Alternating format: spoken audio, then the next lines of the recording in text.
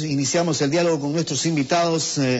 Saludamos en los estudios de Quito a Ricardo Camacho, experto en seguridad, a quien quiero agradecerle por acompañarnos a esta hora de la mañana. Ricardo, ¿cómo le va? Buenos días. Javier, muy buenos días.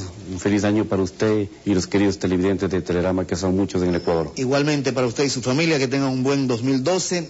Y habrá que ver también lo que nos depara este año, de lo que ha significado el tema seguridad, porque para ese tema fue invitado Ricardo, porque habría que ver qué es lo que ocurrió el año anterior, qué es lo que nos puede esperar a los ecuatorianos en este 2012 frente a un tema tan importante, pese a los esfuerzos que se puedan realizar como es el de la seguridad.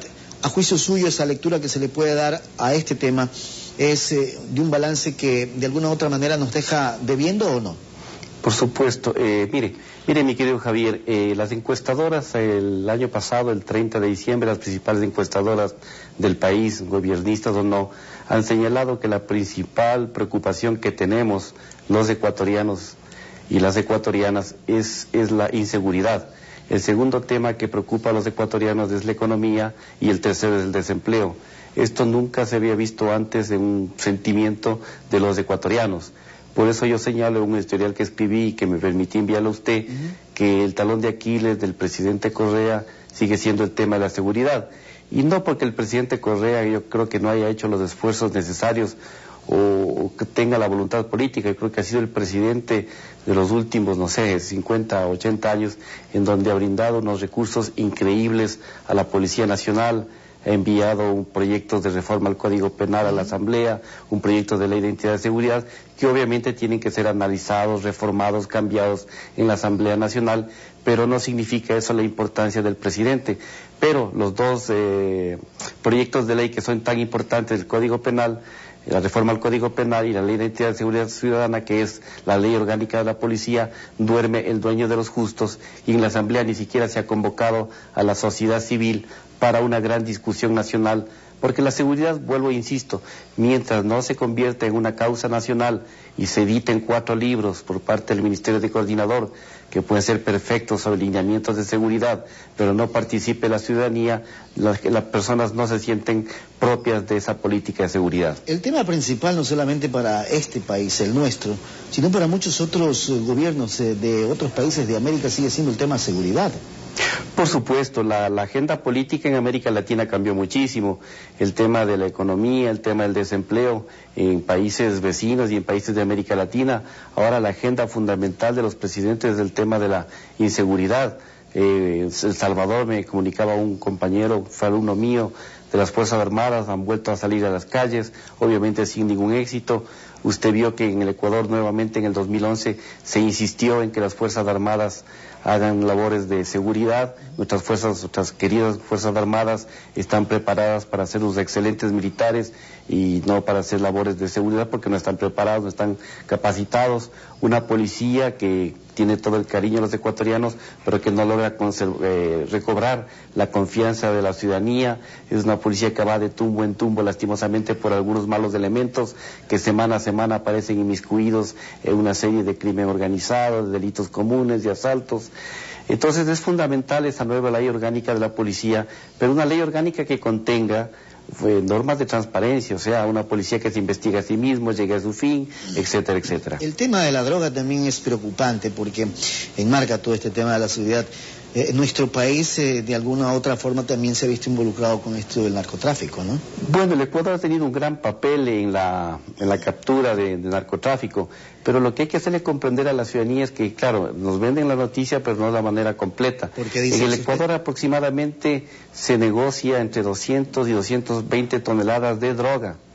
Y lo que captura la policía ecuatoriana, con grandes méritos que hay que señalar, es un 10%, más o menos entre 18 toneladas a 20 toneladas. Ese es el estándar internacional, digamos. De las 200 solo capturan el 10%. Sí, pero ese es un estándar internacional que más o menos está planteado por Naciones Unidas. Es un país que logra capturar entre el 9 y el 10%, es un país, digamos, que no colabora con el narcotráfico, sino que es un país que hace grandes esfuerzos. Pero cuando usted analiza y quita esa premisa, pues usted ve que el 90% de la droga, más de 200 toneladas siguen saliendo a Estados Unidos y Europa, porque tenemos vecinos tan complicados, muy queridos, obviamente, países como Perú, el principal productor de cocaína, y Colombia asociado con los carteles de Sinaloa en México. Y a esto súmele, Ricardo, que hay muchos jóvenes y personas adultas que consumen droga en el Ecuador, y eso también es un tema que hay que irlo frenando. Es complicado, pero hay que buscarle la manera para frenar, ¿no? Exactamente, es una preocupación fundamental que yo lo señalo en el editorial, en donde si bien se hacen esfuerzos de la policía ecuatoriana y del gobierno nacional por incautar esta droga que digo que está en el mercado, pero los programas de prevención, imagínese si usted hace un análisis de los últimos 5 años, el tema del consumo de droga en los jóvenes, de personas adultas, aquí 1 gramo de cocaína, acabo de regresar de Europa, 1 gramo de cocaína en el Ecuador es un regalo a lo que cuesta en Europa. Entonces las facilidades del desempleo, los padres migrantes, etcétera, han contribuido a que los jóvenes empiecen a consumir droga desde los 12, 13, 14 años. Entonces los programas de prevención, más tenemos un departamento encargado de cuidar los bienes de los narcotraficantes, que es realizar tareas de prevención, y no porque no lo quiera hacer, sino porque tiene el mismo presupuesto de hace 10 o 15 años. Entonces ahí tenemos un gravísimo problema, una bomba explosiva para los jóvenes, porque no hay programas ni clínicas de rehabilitación. Esto de la inseguridad se ha vuelto tan latente, hablar, buscarle políticas para combatirla, pero no deja de ser cierto también que el secuestro express, que el sicariato se ha incrementado en el Ecuador. Por supuesto, yo creo que en algunos casos ha bajado, por ejemplo, en delitos mayores, lo que es el tema del robo a domicilios con violencia, ha subido significativamente, las denuncias subieron 47%, pero lo que más nos debe preocupar a los ecuatorianos es que según la última encuesta de victimización, el 84% de los quiteños, por ejemplo, no denuncia. Si usted traspola esos datos estadísticos a la salud, por ejemplo, mi querido Javier, digamos que del 100% de enfermos, el 84% de los enfermos no va a los hospitales. y de esos 16% que va a los hospitales, solo 4.9% son resueltos por la policía judicial, o sea que sobreviven 4.9%, y los que son sentenciados en el caso de homicidas, según el señor Halston, es del 1.3%. Entonces el 99%, si traspolamos los datos estadísticos de seguridad a la salud, solo el 1% de los ecuatorianos sobreviviría. Increíble. Ahora, la pregunta es: ¿qué hacer con todo esto, Ricardo? Bueno, yo creo que vamos de un camino en donde hay una voluntad política del presidente Correa. Lo que ha faltado es una continuidad, mi querido Javier. Mire, cada día hay un tema nuevo. La lucha contra las cachinerías dura una semana. Claro. La lucha contra los prestadiarios dura una semana. La lucha contra el secuestro express dura una semana. El control de armas, una semana, van los medios de comunicación, graban.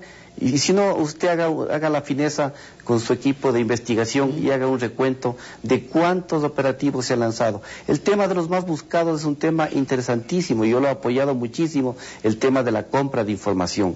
Pero se dice que ya los más buscados han caído el 60%. Si son los más buscados, si usted entra a la lista del FBI, usted va a encontrar que ahí están homicidas, pero que son las que tienen 30, 40 homicidios, son los más peligrosos del mundo, de Al Qaeda. Pero aquí, lastimosamente, la mayoría de los más buscados, como yo lo señalo, no son los más buscados, sino los más fáciles de ubicar, porque en la lista usted ve que es puro gatillero. Porque si hubiéramos cogido a los jefes de las bandas de sicariato, secuestro express, escuela de sicarios, yo creo que hubiera bajado por lo menos medio punto la inseguridad, y no ha bajado en nada. Y estuviéramos hablando de otra política, ¿no? En ese sentido, ¿no? Exactamente, o sea, la idea es buena, pero si usted pone una lista a un gatillero, este gatillero que ha matado a una persona, obviamente es una persona que hay que encontrarle, claro. Pero hay que encontrarle con otras formas, con una brigada de capturadores de la policía judicial, con inteligencia policial, pero yo necesito pagar 20 o 25 mil dólares para que a mí me den pistas serias y concretas de quién maneja la escuela de sicarios en el Ecuador, por ejemplo. ¿Quién maneja el tema del secuestro express en las principales ciudades? ¿Por qué en las provincias fronterizas, especialmente en Sucumbíos, en la frontera con Colombia, las estadísticas cambian con el tema de la violencia y el tema de homicidios? El ministro Arellano ha dicho que la tasa de homicidios para el año 2011 está solo en 19 muertos por cada 100.000 habitantes. Entonces debemos estar tranquilos con eso. No, pues tampoco es así. Entonces yo creo que este año 2012 va a servir, creo que se ha descuidado mucho a los municipios no acaban de entender. Hay que trabajar de manera conjunta en todo caso. Salvo el municipio de Quito, el municipio de Guayaquil, con todo respeto, el resto de municipios no acaba de entender que uno de los roles principales de los municipios es la seguridad preventiva. Ricardo, quiero agradecerle por haber estado con nosotros esta mañana. Que tenga buen día. A usted, Javier, un abrazo cordial. Gracias a Ricardo Camacho, experto en seguridad. Talón de Aquiles, la inseguridad ciudadana. Habrá que seguir trabajando en ese sentido para ir buscando la forma de combatir a la delincuencia.